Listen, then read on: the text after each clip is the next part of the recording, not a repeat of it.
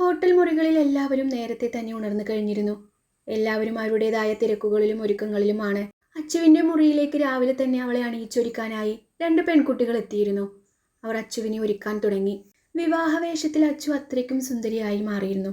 അവളുടെ മുഖത്തെ തേജസ്സും സ്വാഭാവിക സൗന്ദര്യവും എടുത്തു കാണിക്കുന്നതായിരുന്നു ആ വേഷം. ഐശ്വര്യത്തോടെ ശോഭിക്കുന്ന അവളെ കണ്ടാൽ ആരുടെയും കണ്ണൊന്നുടക്കി പോകും. താലികെട്ടിന്റെ മുഹൂർത്തം അടുക്കും തോറും ഭദ്രയുടെ ഉള്ളിൽ വല്ലാത്തൊരു പരവേശം നിറയാൻ തുടങ്ങി. കണ്ണാടിയുടെ മുന്നിൽ നിൽക്കുമ്പോഴും അവന്റെ കൈകൾ വിറക്കുന്നുണ്ടായിരുന്നു. അവനിൽ ഭയവും അസ്വസ്ഥതയും കൂടി വന്നു. അവൻ തളർച്ചയോടെ കട്ടിലിലേക്ക് ഇരുന്നു. ഈ സമയത്താണ് വാതിൽ തുറന്ന് അജു അകത്തേക്ക് വരുന്നത്. ഭദ്രയുടെ വിറക്കുന്ന കൈകളും നെറ്റിയിലെ വിറപ്പും കണ്ടതും അജുവിന് കാര്യം മനസ്സിലായി. ഭദ്രേ, അവൻ പുഞ്ചിരിയോടെ വിളിച്ചു. ഡാ, സാധാരണ കല്യാണ പെണ്ണാണ് ഈ അവസ്ഥയിൽ കാണാറുള്ളത്. ഇത് നേരെ തിരിച്ചാണല്ലോ. ഡാ അജു, എന്നെ ദേഷ്യം പിടിപ്പിക്കല്ലേ നീ. അജു, എനിക്ക് പറ്റുന്നില്ലടാ. സമയം അടുക്കുന്തോറും എൻ്റെ ഉള്ളിൽ എന്തൊക്കെയോ പോലെ. ഇപ്പോൾ എനിക്ക് വല്ലാത്ത ഭയം തോന്നുന്നടാ. നിന്റെ ഉള്ളിലെ പേടി എനിക്ക് മനസ്സിലാകും ഭദ്രേ. എന്തായാലും ഇതിന് പുറപ്പെട്ടു. ഇനി താലി കെട്ടുകയല്ലാതെ നിവർത്തിയില്ല. നീ ടെൻഷൻ അടിക്കാതിരിക്കുക. പിന്നെ ഭദ്രേ, ഞാൻ പറയുന്നത് നീ എങ്ങനെ ഉൾക്കൊള്ളും എന്ന് എനിക്കറിയില്ല. എന്നാലും ഞാൻ നിന്നെ ഒന്ന് ഓർമ്മിപ്പിക്കുന്നു. അച്ചു പാവം പെൺകുട്ടിയാണടാ. പുറമേ ഉള്ള ലുക്കിലല്ല കാര്യം. നിന്റെ മനസ്സറിഞ്ഞ് കൂടെ നിൽക്കാൻ അവൾക്ക് കഴിയുമെന്ന് എനിക്കൊരു തോന്നൽ. അജു പറഞ്ഞ കാര്യത്തോട് യോജിക്കാൻ ഭദ്രയുടെ മനസ്സ് തയ്യാറായിരുന്നില്ല എന്ന് അവന്റെ മുഖത്തിൽ നിന്നും വ്യക്തമായിരുന്നു. അജു പോക്കറ്റിൽ നിന്നും കർച്ചീഫ് എടുത്ത് ഭദ്രയുടെ നെറ്റിയിലെ വിയർപ്പ് തുള്ളികൾ തുടച്ചു മാറ്റി. അവനെ കെട്ടിപ്പിടിച്ച് ധൈര്യം കൊടുത്തു.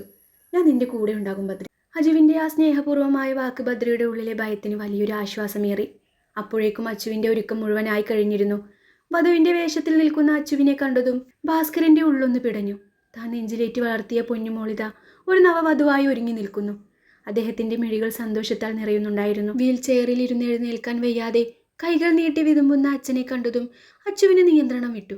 അവൾ അച്ഛൻ്റെ അടുത്തേക്ക് ഓടിച്ചെന്ന് അച്ഛൻ്റെ കാൽക്കൽ മുട്ടുകുത്തിയിരുന്ന് അവൾ ആ തളർന്ന നെഞ്ചിലേക്ക് തലവെച്ച് കെട്ടിപ്പിടിച്ച് കരഞ്ഞു. അച്ഛൻ വിറക്കുന്ന കൈകൾ കൊണ്ട് മകളുടെ തലയിൽ തലോടി. എഴുന്നേറ്റ് നിന്ന് സ്വന്തം മകളെ ആശ്വസിപ്പിക്കാൻ കഴിയാത്ത ആ അച്ഛൻ്റെ കണ്ണീർ അച്ചുവിൻ്റെ മുടിയിഴകളിലേക്ക് പറ്റിപ്പിടിച്ചു. സുമതിയും ഓടി വന്ന് അച്ചുവിനെ ചേർത്തു പിടിച്ചു. ആ വൈകാരിക രംഗം കണ്ടുകൊണ്ടാണ് ഭവാനി അമ്മയും സൗമ്യയും ആ മുറിയിലേക്ക് വരുന്നത്. വിവാഹവേഷത്തിൽ അത്രയും സുന്ദരിയായി നിൽക്കുന്ന അച്ചുവിനെ കണ്ടതും ഭവാനി അമ്മയുടെയും സൗമ്യയുടെയും കണ്ണുകളും മനസ്സും ഒരുപോലെ നിറഞ്ഞു. അച്ചുവിന്റെ അരികിലേക്ക് വന്ന സൗമ്യ തന്റെ കണ്ണിലെ കൺമഷിയിൽ നിന്നും ഒരിറ്റ് വിരലിലെടുത്ത് അച്ചുവിന്റെ ചെവിയുടെ പിൻഭാഗത്തായി തൊട്ടുകൊടുത്തു. സൗമ്യ വാത്സല്യത്തോടെ പറഞ്ഞു, എന്റെ കുഞ്ഞിനെ ആരും കണ്ണുവെക്കാതിരിക്കട്ടെ.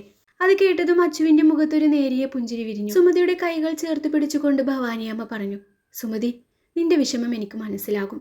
നീ ഇങ്ങനെ കരഞ്ഞാൽ മോൾക്കും സങ്കടമാവില്ലേ? നിങ്ങളെല്ലാവരും വിഷമം മാറ്റി സന്തോഷമായിരിക്ക്. ഇവൾ ഇനി എൻ്റെയും കൂടി മോളാണ്. ഞാൻ ഇവളെ പൊന്നുപോലെ നോക്കും. ഇവളെ ഓർത്ത് നിങ്ങൾ രണ്ടുപേരും ഇനി വിഷമിക്കരുത്. ഭവാനി അമ്മ പറഞ്ഞ വാക്കുകൾ സുമതിക്ക് ആശ്വാസമായെങ്കിലും തൻ്റെ മകളെ ഇനി പിരിഞ്ഞിരിക്കണമല്ലോ എന്നോർത്ത് ആ അമ്മയുടെ മനസ്സിൽ വിഷമിക്കുന്നുണ്ടായിരുന്നു. അതേസമയം റൂമിൻ്റെ വാതിൽപ്പടിയിൽ നിന്ന് മാറി ഇതൊക്കെ നോക്കുകയായിരുന്നു മിയ. വിവാഹവസ്ത്രത്തിൽ അച്ചുവിൻ്റെ അപ്സരസിന് തുല്യമായ സൗന്ദര്യവും ആശ്ചര്യവും കണ്ട മിയയുടെ ഉള്ളിൽ കുശുമ്പും കടുത്ത അസൂയയും അലതല്ലി. വാതിൽപ്പടിയിൽ മാറി നിൽക്കുന്ന മിയയെ കണ്ടതും ഭവാനി അമ്മ പുഞ്ചിരിയോടെ അവളെ അടുത്തേക്ക് വിളിച്ചു. മോളെ മിയ, ഇങ്ങോട്ട് വാ. നീ എന്താ അവിടെ തന്നെ നിൽക്കുന്നത്? മിയ അവരെ ഒന്ന് നോക്കി ചിരിക്കാൻ ശ്രമിച്ചുകൊണ്ട് പറഞ്ഞു. ഞാൻ അങ്ങോട്ട് വരാൻ തുടങ്ങിയായിരുന്നു അമ്മേ. മോളെ, അച്ചുവിന് ഈ സാരി നന്നായി ചേരുന്നുണ്ടല്ലേ? ഭവാനി അമ്മ സന്തോഷത്തോടെ ചോദിച്ചു. മിയ ഉള്ളിൽ ദേഷ്യം മറച്ചു വെച്ചുകൊണ്ട് പറഞ്ഞു, ആ അമ്മേ, വളരെ നന്നായിട്ടുണ്ട്. പുറമേക്ക് സന്തോഷത്തോടെയാണ് പറഞ്ഞതെങ്കിലും മിയയുടെ കണ്ണുകളിൽ അച്ചുവിനോടുള്ള കടുത്ത അസൂയയും പകയും തിളങ്ങി നിൽക്കുന്നുണ്ടായിരുന്നു. ഈ സമയത്താണ് വേണു മുറിയിലേക്ക് കടന്നു വരുന്നത്. കയ്യിലുണ്ടായിരുന്ന വാച്ചിലേക്ക് നോക്കി വേണു പറഞ്ഞു, എന്നാ ഇനി വൈകിക്കേണ്ട. എല്ലാവരും റെഡി ആയതല്ലേ? മുഹൂർത്ത സമയം അടുത്തു വരുന്നുണ്ട്. നമുക്ക് അമ്പലത്തിലേക്ക് ഇറങ്ങിയാലോ? അങ്ങനെ എല്ലാവരും കൂടി അച്ചുവിൻ്റെയും ഭദ്രയുടെയും താലികെട്ടിനായി പുണ്യഭൂമിയായ ഗുരുവായൂർ ക്ഷേത്രത്തിലേക്ക് യാത്ര തിരിച്ചു. ഗുരുവായൂർ ക്ഷേത്രമുറ്റത്തേക്ക് വണ്ടികൾ വന്നു നിൽക്കുമ്പോൾ ഭക്തിയുടെയും കർപ്പൂരത്തിൻ്റെയും സുഗന്ധം കാറ്റിലൊഴുകിയെത്തുന്നുണ്ടായിരുന്നു. ചെറുപ്പം മുതലേ അച്ചുവിൻ്റെ ഉള്ളിലുള്ള ആഗ്രഹമായിരുന്നു ഇവിടെ വരണമെന്നത്. ആ പുണ്യഭൂമിയിൽ ഒടുവിൽ ഇതാ അവൾ എത്തിയിരിക്കുന്നു. ചുറ്റുമുള്ള വലിയ ഗോപുര നടയും ഭക്തജനങ്ങളുടെ നാമവചനങ്ങളും നേരിൽ കണ്ടതും അച്ചുവിൻ്റെ മിഴികൾ സന്തോഷം കൊണ്ടും ഭക്തി കൊണ്ടും നിറഞ്ഞു തുളുമ്പി. ക്ഷേത്രമുറ്റത്തേക്ക് ചൂടുകൾ വെച്ചപ്പോൾ ഇതുവരെ അനുഭവിക്കാത്ത ഏതോ ഒരു ദിവ്യമായ അനുഭൂതിയാണ് അവൾക്ക് തോന്നിയത്. അജു ഉള്ളിലേക്ക് കയറാതെ പുറത്തു തന്നെ നിന്നു. അമ്പലത്തിലേക്ക് പ്രവേശിക്കുന്നതിന് മുൻപ് ഭദ്രയുടെ തോളിൽ തട്ടി അവൻ വലിയൊരു ആശ്വാസവും ധൈര്യവും പകർന്നു നൽകിയാണ് അജുവിനെ യാത്രയാക്കിയത്. മേൽപ്പത്തൂർ ഓഡിറ്റോറിയത്തിലേക്ക് ലക്ഷ്യമാക്കി അവർ നടന്നു. ഭദ്രയും അച്ചുവും ഏതോ ഒരു സ്വപ്ന ലോകത്തൊന്നോണം നിൽക്കുന്നു. ശാന്തിക്കാരൻ പൂജിച്ച താലിയെടുത്തു കൊടുത്ത് താലി കെട്ടാനുള്ള ശുഭമുഹൂർത്തമായി എന്ന് അറിയിച്ചു. അത് കേട്ടതും ഭദ്രയുടെ ഉള്ളൊന്ന് പിടഞ്ഞു. ആ നിമിഷം അച്ചുവിന്റെ കണ്ണുകൾ നിറഞ്ഞൊഴുകി. തൻ്റെ മുന്നിൽ കുടികൊള്ളുന്ന ഗുരുവായൂരപ്പനെ മനസ്സിൽ ധ്യാനിച്ച് സർവ്വതും ഭഗവാന് സമർപ്പിച്ച് അവൾ ഭദ്രയ്ക്ക് നേരെ ഭക്തിയോടെ കഴുത്ത് നീട്ടിക്കൊടുത്തു. മനസ്സിലെ കടുത്ത സംഘർഷങ്ങളും ആകുലതകളും കഷ്ടപ്പെട്ട് അടക്കി വെച്ചുകൊണ്ട് ഭദ്രി ആ മംഗളസൂത്രം കയ്യിലെടുത്തു. മന്ത്രധ്വനികൾക്കിടയിൽ അവൻ അച്ചുവിൻ്റെ മുഖത്തേക്ക് നോക്കുക പോലും ചെയ്യാതെ കഴുത്തിൽ താലി ചാർത്തു. ഭദ്രി അച്ചുവിൻ്റെ കഴുത്തിലേക്ക് താലി ചാർത്തുന്നത് കാണാൻ മിയക്ക് തീരെ താല്പര്യമില്ലായിരുന്നു. ആ കാഴ്ച തൻ്റെ കൺമുന്നിൽ നടക്കുന്നത് സഹിക്കാൻ കഴിയാതെ ഉള്ളിലെ ദേഷ്യവും അസൂയയും കടിച്ചിറക്കിയ മിയ തൻ്റെ 2 കണ്ണുകളും അടച്ചു പിടിച്ചുകൊണ്ട് നിന്നു. താലികെട്ടിന് ശേഷം അച്ചുവിൻ്റെ നെറുകയിൽ ഭദ്രി സിന്ദൂരം ചാർത്തി. ഭവാനി അമ്മയുടെയും ഭാസ്കരൻ്റെയും സുമതിയുടെയും കണ്ണുകളിൽ ആനന്ദത്താൽ കണ്ണുകൾ നിറഞ്ഞു തുളുമ്പി. താലികെട്ടിൻ്റെ ചടങ്ങുകൾക്കെല്ലാം ശേഷം എല്ലാവരും കൂടി ഗുരുവായൂരപ്പനെ നേരിൽ തൊഴുത് ദർശനം നടത്താനായി ക്ഷേത്രത്തിൻ്റെ അകത്തേക്ക് നടന്നു. പുതുപെണ്ണായി കഴുത്തിൽ താലിയും നെറുകിൽ ഭദ്രി ചാർത്തിയ സിന്ദൂരവും അണിഞ്ഞ് അച്ചു ഭഗവാന്റെ നടയിലേക്ക് ചുവടുകൾ വെച്ചു. ശ്രീകോവിലിന് മുന്നിലെത്തിയതും അച്ചു ആ ദിവ്യരൂപത്തിലേക്ക് നോക്കി കൈകൾ കൂപ്പി.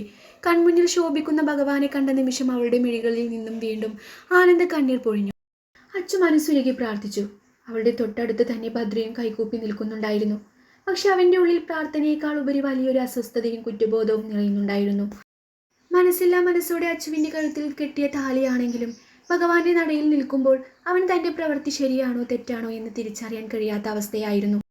തൊട്ടപ്പുറത്ത് ഭവാനി അമ്മയും സുമതിയും ഭാസ്കരനും കണ്ണീരോടെ തൊഴുതു നിന്നു. തങ്ങളുടെ മകളുടെ ഭാവി സുരക്ഷിതമായ കൈകളിൽ എത്തിച്ചേർന്നതിനുള്ള വലിയ ആശ്വാസവും അതിലുപരി സന്തോഷവും ആ മാതാപിതാക്കളുടെ മുഖത്തുണ്ടായിരുന്നു. തൊഴുതു നിൽക്കുന്നവരുടെ കൂട്ടത്തിൽ മിയയും ഉണ്ടായിരുന്നു. പുറമേ കൈകൂപ്പി നിൽക്കുകയാണെങ്കിലും അവളുടെ ഉള്ളിൽ പ്രാർത്ഥനയായിരുന്നില്ല, മറിച്ച് അച്ചുവിനോടുള്ള കടുത്ത വൈരാഗ്യമായിരുന്നു. ഈ അമ്പലനടയിൽ വെച്ച് താലി കെട്ടിയത് കൊണ്ട് നീ ഭദ്രയുടെ സ്വന്തമായെന്ന് കരുതണ്ട അച്ചു. നിന്റെ ഈ സന്തോഷമൊക്കെ അധിക നാൾ നീണ്ടു നിൽക്കില്ല, മിയ മനസ്സിൽ പതുക്കെ പറഞ്ഞു. ശ്രീകോവിലിന്റെ വെളിച്ചത്തിലും മിയയുടെ മനസ്സ് കറുത്ത ചിന്തകളാൽ മൂടപ്പെട്ടിരിക്കുകയായിരുന്നു. ദർശനമൊക്കെ കഴിഞ്ഞ് മേൽശാന്തി നൽകിയ തുളസി പ്രസാദവും കളഭവും വാങ്ങി എല്ലാവരും പതുക്കെ പുറത്തേക്ക് നടന്നു. അങ്ങനെ മംഗളകരമായ എല്ലാ ചടങ്ങുകളും ക്ഷേത്ര ദർശനവും പൂർത്തിയായി. എല്ലാവരുടെയും മനസ്സിൽ ഒരുപോലെ സന്തോഷവും ആശ്വാസവും നിറഞ്ഞു നിന്നു. ഇനി എല്ലാവർക്കും വീട്ടിലേക്ക് മടങ്ങാനുള്ള സമയമാണ്. വണ്ടികളുടെ അടുത്തേക്ക് എല്ലാവരും നടന്നു ചെന്നു. വധുവരന്മാരായ അച്ചുവിനെയും ഭദ്രയെയും ഒരുമിച്ച് ഒരു കാറിൽ കയറ്റിയിരുത്തി. ബാക്കിയുള്ളവർ ഓരോ കാറുകളിലായി കയറാൻ തുടങ്ങിയപ്പോൾ മറ്റൊരു കാറിൽ കയറാൻ നിൽക്കുകയായിരുന്ന മിയ പെട്ടെന്ന് വന്ന് ഭദ്രയും അച്ചുവും ഇരിക്കുന്ന അതേ കാറിൽ കയറിയിരുന്നു. മിയയുടെ ഈ പ്രവൃത്തി കണ്ടതും ദൂരെ മാറി നിൽക്കുന്ന അജുവിന് കടുത്ത ദേഷ്യം വന്നു. അവൻ പെട്ടെന്ന് നടന്ന് അവർ ഇരിക്കുന്ന കാറിൻ്റെ അടുത്തേക്ക് വന്നു. അജു കയറി വരുന്നത് കണ്ടതും ഭദ്രയ്ക്ക് വലിയൊരു ആശ്വാസമായി. അജു കാറിൻ്റെ ഡോർ തുറന്ന് ഭദ്രയോടായി പറഞ്ഞു, ഭദ്രി, നീ പുറത്തേക്കിറങ്ങി, ഞാൻ ഡ്രൈവ് ചെയ്യാം. നീ ബാക്ക് സീറ്റിലേക്ക് കയറിയിരിക്ക്. മിയ, നീ ഫ്രണ്ട് സീറ്റിലേക്ക് വാ. അജു പറഞ്ഞത് മിയക്ക് ഒട്ടും ഉൾക്കൊള്ളാൻ കഴിഞ്ഞില്ല. എങ്കിലും എല്ലാവരുടെയും മുന്നിൽ വെച്ച് ഒന്നും പറയാൻ വയ്യാതെ അവൾ പല്ലിറുമ്മിക്കൊണ്ട് മനസ്സിൽ ഓരോന്ന് പിറുപിറുത്തു. ഇവനെവിടുന്നപ്പോൾ ഇങ്ങോട്ട് എഴുന്നള്ളി വന്നേ, നാശം. മിയ മനസ്സിൽ അജുവിനെ പിറുപിറുത്തുകൊണ്ട് ഫ്രണ്ട് സീറ്റിൽ കയറിയിരുന്നു. കാർ മുന്നോട്ട് കുതിക്കുമ്പോൾ അജുവിൻ്റെയും ഭദ്രയുടെയും മനസ്സിൽ വലിയൊരു ഭാരമായിരുന്നു. മുൻ സീറ്റിലിരുന്ന മിയ ഫ്രണ്ട് വ്യൂ മാറ്റിലൂടെ പുറകിലിരിക്കുന്ന അച്ചുവിനെ തന്നെ തുറച്ചു നോക്കുകയാണ്. എന്നാൽ അച്ചു അതൊന്നും കാണാതെ വിൻഡോയിലൂടെ പുറത്തെ കാഴ്ചകളിലേക്ക് കണ്ണും നട്ടിരിക്കുന്നു. അച്ചുവിൻ്റെ അടുത്തിരിക്കുമ്പോൾ ഭദ്രയുടെ ഉള്ളിലും എന്തൊക്കെയോ നീറുന്നത് പോലെ തോന്നി. ഡ്രൈവ് ചെയ്യുന്നതിനിടയിൽ റിവ്യൂ മാറ്റിലൂടെ അച്ചുവിൻ്റെ മുഖത്തേക്ക് അജു നോക്കുമ്പോൾ അവൻ്റെ ഉള്ളിൽ വിഷമമാണ് നിറഞ്ഞു വന്നത്. അടുത്തിരിക്കുന്നവൻ്റെ മനസ്സറിയാതെ മനസ്സിൽ 1000 ജീവിത സ്വപ്നങ്ങളുമായി കടന്നു വരുന്ന ഒരു പാവൻ പെൺകുട്ടി. മറുവശത്തോ തൻ്റെ ഉറ്റ ചെങ്ങാതി, അമ്മയുടെ ഇഷ്ടത്തിന് വഴങ്ങി സ്വന്തം സ്വപ്നങ്ങൾ മാറ്റിവെക്കേണ്ടി വന്നവൻ. ഭദ്രയ്ക്കൊന്ന് തുറന്ന് സംസാരിച്ചുകൂടായിരുന്നു? അങ്ങനെയെങ്കിൽ ഈ പാവം പെൺകുട്ടിയുടെ ജീവിതം എങ്ങനെ ആവില്ലായിരുന്നു? സ്റ്റിയറിംഗിൽ പിടിക്കുമ്പോഴും അജുവിൻ്റെ ഉള്ളം കനത്ത സങ്കടത്താൽ നീറുകയായിരുന്നു. കാറിനുള്ളിലെ ആ മൗനത്തിനും പിരിമുറുക്കത്തിനും ഇടയിലൂടെ വണ്ടി പതുക്കെ തറവാട് വീടിൻ്റെ വലിയ മുറ്റത്തേക്ക് കയറി വന്നു. ഭവാനി അമ്മയും വേണുവും സൗമ്യയും അടങ്ങുന്നവർ തൊട്ടു മുന്നേ എത്തിയിട്ടുണ്ടായിരുന്നു. തറവാട് വീടിൻ്റെ വിശാലമായ മുറ്റത്തേക്ക് കാറ് വന്നു നിന്നു. പൂമുഖത്ത് ഐശ്വര്യത്തിൻ്റെ പ്രഭ ചൊരിഞ്ഞുകൊണ്ട് കത്തിച്ചു വെച്ച നിലവിളക്കും കയ്യിലേന്തി ഭവാനി അമ്മയും സൗമ്യയും തങ്ങളുടെ പുതിയ മകളെ വരവേൽക്കാനായി കാത്തു നിൽക്കുന്നുണ്ടായിരുന്നു. ഡോർ തുറന്ന അച്ചുവും ഭദ്രയും കാറിൽ നിന്നും പുറത്തേക്കിറങ്ങി. ഭവാനി അമ്മയുടെ കണ്ണുകൾ ആനന്ദം കൊണ്ട് വീണ്ടും നിറഞ്ഞു. പൂമുഖത്ത് അവർ എത്തിയതും സൗമ്യ സ്നേഹത്തോടെ വന്ന അച്ചുവിൻ്റെയും ഭദ്രയുടെയും മുന്നിൽ ആരതി ഒഴിഞ്ഞു. അതിനുശേഷം ഭവാനിയമ്മ കയ്യിലിരുന്ന് നിറഞ്ഞു കത്തുന്ന നിലവിളക്ക് അച്ചുവിൻ്റെ കൈകളിലേക്ക് നൽകി. ഭവാനിയമ്മ വാത്സല്യത്തോടെ പറഞ്ഞു, വലതുകാൽ വെച്ച് ഐശ്വര്യത്തോടെ അകത്തേക്ക് കയറി വാ മോളെ. അച്ചു വിറക്കുന്ന കൈകളോടെ ഭക്തിയോടെ ആ നിലവിളക്ക് ഇരു കൈകളിലും ഏന്തി പൂമുഖപ്പടിയിലേക്ക് വലതുകാൽ വെച്ച് അവൾ ആ വീട്ടിലേക്ക് പ്രവേശിച്ചു. അച്ചുവിൻ്റെ കൈകളിലെ നിലവിളക്കിൻ്റെ നാളം അവളുടെ മുഖത്ത് തട്ടി തിളങ്ങിയപ്പോൾ ആ തറവാട് മുഴുവനും ഒരു ദിവ്യമായ വെളിച്ചത്താൽ നിറഞ്ഞതുപോലെ എല്ലാവർക്കും തോന്നി. അച്ചു ആ വിളക്ക് പൂജാമുറിയിൽ കൊണ്ടുവച്ച് ഭക്തിയോടെ കൈകൂപ്പി. ഭവാനി അമ്മ അച്ചുവിനെ ചേർത്ത് പിടിച്ച് നെറ്റിയിൽ ഉമ്മ വെച്ചു. സ്നേഹത്തോടെ പറഞ്ഞു, ഇത് ഇനി നിന്റെ സ്വന്തം വീടാണ് മോളെ. എല്ലാ സങ്കടങ്ങളും മറന്ന് സന്തോഷമായി ഇവിടെ കഴിയണം. ആ സ്നേഹത്തിന് മുന്നിൽ അച്ചുവിൻ്റെ ഉള്ളിലെ പരിഭ്രമങ്ങളെല്ലാം അലിഞ്ഞുപോയി. ഇതൊന്നും കണ്ടു നിൽക്കാൻ കഴിയാതെ ബദ്രി വേഗം മുറിയിലേക്ക് പോയി. അപ്പുറത്ത് മാറി നിന്ന് ഇതെല്ലാം കാണുന്ന അജുവിൻ്റെ കണ്ണുകളിൽ ബദ്രിയുടെയും അച്ചുവിൻ്റെയും ഭാവിയെ ഓർത്ത് വലിയൊരു ആശങ്കയും വിങ്ങലും തളം കെട്ടി നിൽക്കുന്നുണ്ടായിരുന്നു.